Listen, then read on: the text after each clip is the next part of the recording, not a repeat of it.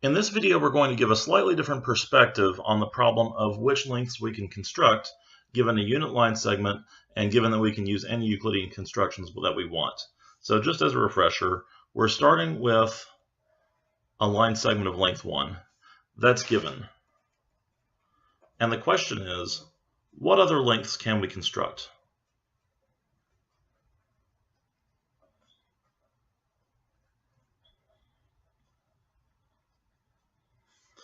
Using Euclidean constructions, that is, using unmarked straight edge and compass.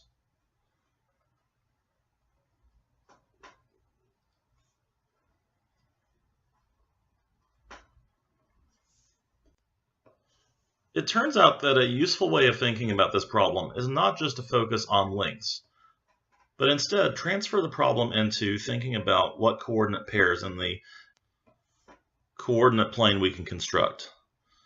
So instead of only thinking about what lengths we can construct, we're going to think about what coordinates we can construct. So just to set the stage, we already have a line segment of length 1. And without loss of generality, I'm going to assume that it's horizontally oriented in the plane, because really the plane, there's no such thing intrinsically as horizontal orientation. We can look at the plane from whatever perspective we want. We can rotate it if needed.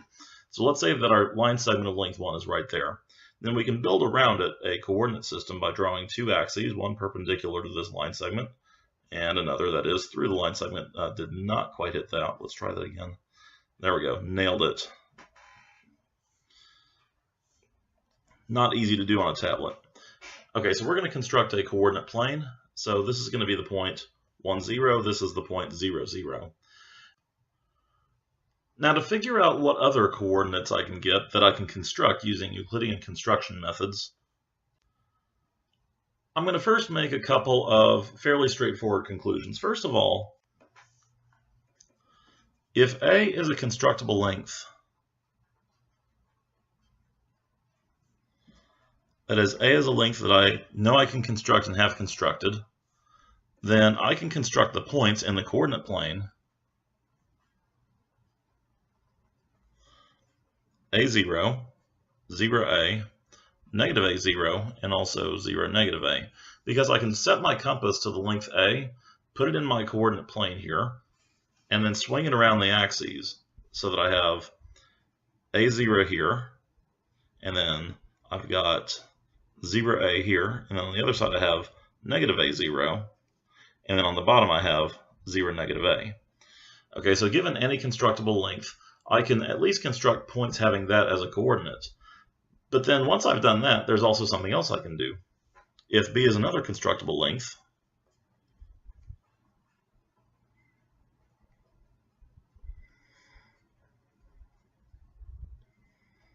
I can construct AB and also a negative B.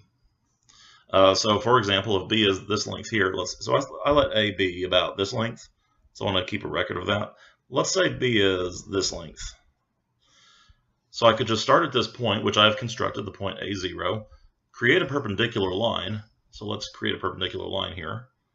Let's use purple for that. So I got a perpendicular through the x-axis at A0. And then I could march up or down by B units and get the point AB or a negative B. Okay, so the moral is, given any two constructible lengths, I can construct ordered pairs having those or their opposites as the coordinates. So similarly, I can get negative A, B, and also negative A, negative B. And this is why, by the way, when we talk about the field of constructible numbers, we say that a number is constructible if it or its opposite is a constructible length. We don't restrict constructible numbers to positive numbers because we actually want to include the possibility of negative coordinates. Really, most of the thinking that we're going to do algebraically is about coordinates, not strictly about lengths. So the moral here, let's just zoom a little bit. The moral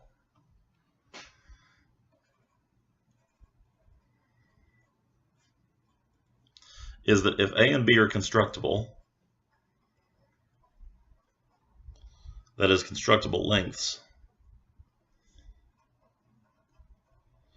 then the points plus and minus A, plus and minus B, all of those are constructible.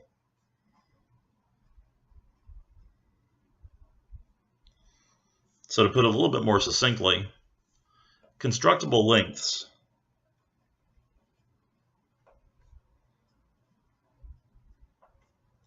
always are constructible coordinates.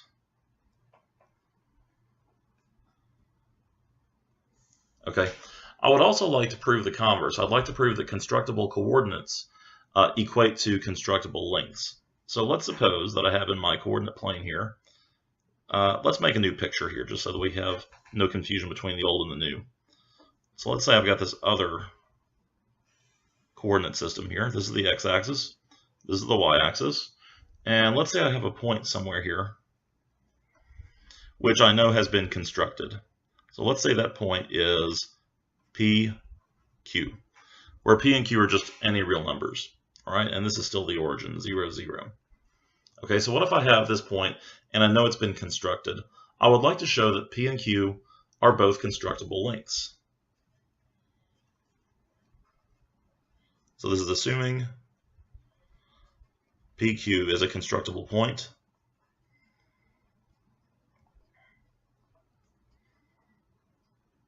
And I'd like to show that P and Q are both constructible lengths. And remember, we're taking this interpretation where a negative number can be considered to be a constructible length if it is possible to construct a length of absolute value of P or Q. Okay, so I marked a point here in the first quadrant, meaning P and Q are both positive, but I could have just as easily put a point over here where P is negative, and I would still interpret that P as a constructible length because we're going to show that we can construct its absolute value. All right, so how do we show that P and Q are both constructible lengths? Well, if I wanted to construct a line segment of length P, and I'm given this point PQ, what would I do? One thing that I could do is I could drop a perpendicular to the y-axis. So I'll draw that. And then mark the point where this perpendicular intersects the axis, and then create that line segment. That certainly will have length P. If the point were over on the other side of the y-axis in the second quadrant, the length would be absolute value of P. I guess either way I could say the length of that is absolute value of P. That doesn't depend on whether I'm in the first or the second quadrant. Similarly, I could drop a perpendicular to the x-axis, and that line segment between the original point and the intersection with the axis, that will have length absolute value of Q. So now we know that constructible coordinates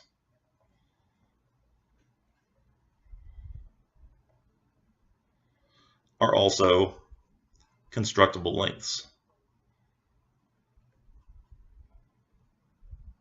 Okay, so now that I have these two facts, constructible lengths are also constructible coordinates, and constructible coordinates are also constructible lengths. Now I have a way of dealing with the problem of what lengths are constructible that puts us in the realm of analytic geometry, where it's much easier for me to do algebra. So we'll see more about how we use that fact later on.